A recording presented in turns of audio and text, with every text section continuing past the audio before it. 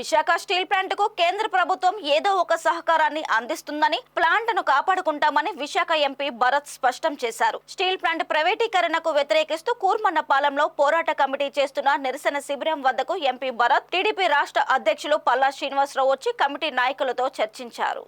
ఈ సందర్భంగా భరత్ మాట్లాడుతూ స్టీల్ ప్లాంట్ సమస్యలపై ఢిల్లీలో కేంద్ర మంత్రులతో చర్చించామని, కేంద్ర ఉక్కు మంత్రి స్టీల్ ప్లాంట్ పై సానుకూలంగా ఉన్నారని, స్టీల్ ప్లాంట్ లో సమస్యల పరిష్కారానికి కృషి చేస్తున్నామని, మరో 10 రోజులలో స్టీల్ ప్లాంట్ కు కేంద్రం సహకారం అందుతుందని పేర్కొన్నారు. అయితే అందరం దీనిపై ఏకాభిప్రాయానికి వచ్చి ప్రభుత్వానికి ప్రతిపాదన పంపించాల్సి ఉంటుందని వెల్లడించారు. టీడీపీ రాష్ట్ర అధ్యక్షుడు స్థానిక ఎమ్మెల్యే పల్లా శ్రీనివాసరావు మాట్లాడుతూ స్టీల్ ప్లాంట్ సమస్య తన సమస్య అని, ముఖ్యమంత్రి నేరుగా ఢిల్లీలో సమస్య పరిష్కారం కోసం చర్చిస్తున్నారని తెలిపారు. ప్లాంట్ ను రక్షించుకోలేకపోతే పదవికి రాజీనామా చేసి ముందుండి ఉద్యమాన్ని నడిపిస్తామని స్పష్టం చేశారు. అంతకుముందు కార్మిక సంఘాల నాయకులు, భూ నిర్వాసితులతో చర్చించిన ఎంపీ, ఎమ్మెల్యేలు పోరాటానికి తాము తోడుగా ఉంటామని భరోసా ఇచ్చారు. విశాఖపట్నం స్టీల్ ప్లాంట్ పోరాట కమిటీ వారి దగ్గరికి మేము రావడం జరిగింది. ఏదైతే ఇక్కడ ఉన్నటువంటి వాస్తవిక పరిస్థితిని చూసిన తర్వాత, దానికి ఎక్కువ మంది కార్మికులు అంటే ప్లాంట్లో ఉన్నటువంటి వాస్తవిక పరిస్థితులు చూసిన తర్వాత కార్మికులు, నిర్వాసితులందరూ కూడా చాలా ఆందోళన చెందుతున్నారు.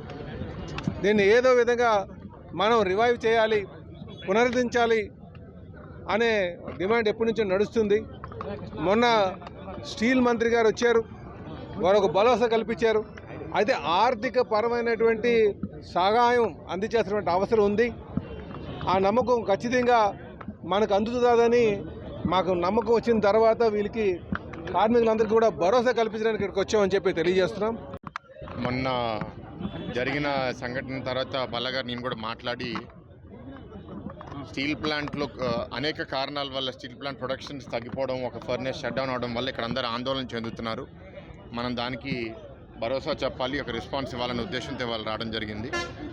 నేను ఢిల్లీలో ఉన్నప్పుడు కేంద్ర ఫైనాన్స్ మంత్రి నిర్మలా సీతారామన్ గారు కూడా కలవడం జరిగింది.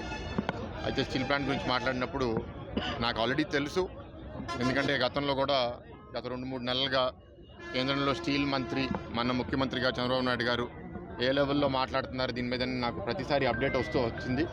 ఆవిడ కూడా అదే చెప్పారు, డిస్కషన్స్ హై లెవెల్లో అందరి మధ్యలో జరుగుతున్నాయి. ఈ డిస్కషన్స్ అన్నీ కంక్లూషన్కి వచ్చి ఏదో ఒక డిసిషన్కి త్వరలో రాబోతున్నామని ఒక ఇండికేషన్ కూడా ఇచ్చారు. అది ఏంటి అనేది టైం చెప్తుంది కాబట్టి దానికోసం మేము కూడా ఎదురు చూస్తున్నాము. ఇక్కడ వాళ్ళందరితో కూడా మాట్లాడి వాళ్ళ వేరే సూచనలన్నీ విన్నాము.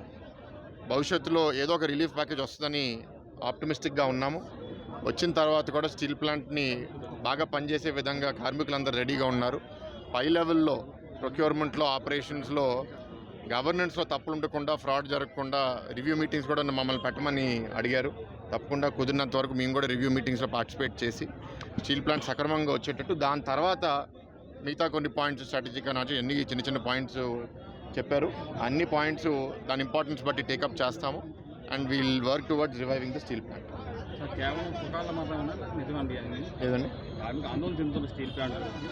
అంటే వాళ్ళు ఏంటంటే 2 ఫర్నెస్ల నుంచి ఇప్పుడు ఒక ఫర్నెస్కి వచ్చినప్పుడు ఏ డైరెక్షన్లో వెళ్తుందని ఆందోళన ఫీల్ అవడంలో తప్పు లేదు. కానీ కేంద్రంలో మంత్రులు మాకు ఇచ్చే అష్యూరెన్స్ బట్టి మాకేంటంటే తప్పకుండా నమ్మకం వస్తుంది. ఎందుకంటే స్టీల్ ప్లాంట్ తాలూకా మినిస్టర్, స్టీల్ మినిస్టర్ గారు ఇది ఛాలెంజ్గా తీసుకుని రివైవ్ చేయాలనే తపనలో డే 1 నుంచి ఉన్నారు. అదే కమిట్మెంట్తో వచ్చారు.